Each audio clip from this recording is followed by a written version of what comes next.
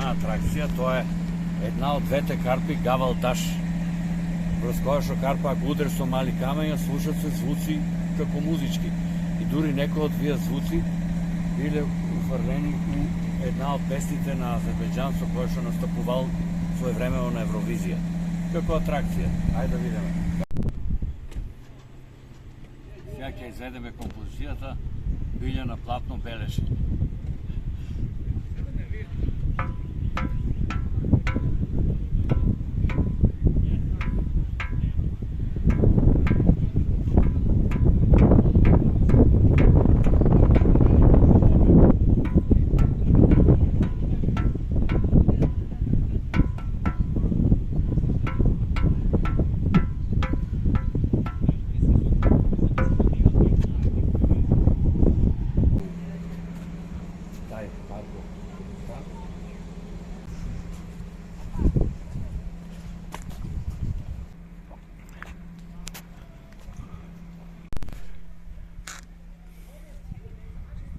Еве го тај најпознат петроглиф.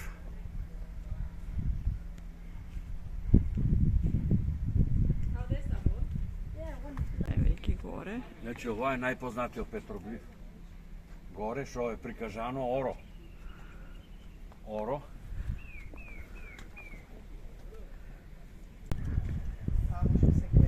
Еве други петроглифи. Еве тука брод.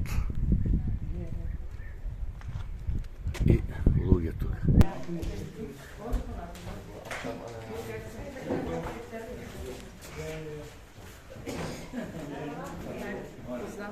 הריטות והציורים שראיתם במוזיאון.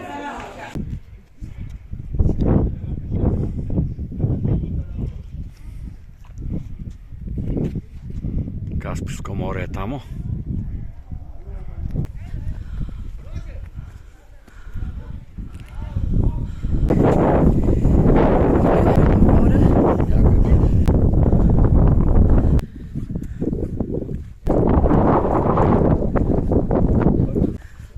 Ова се исто познати за некои ритуали.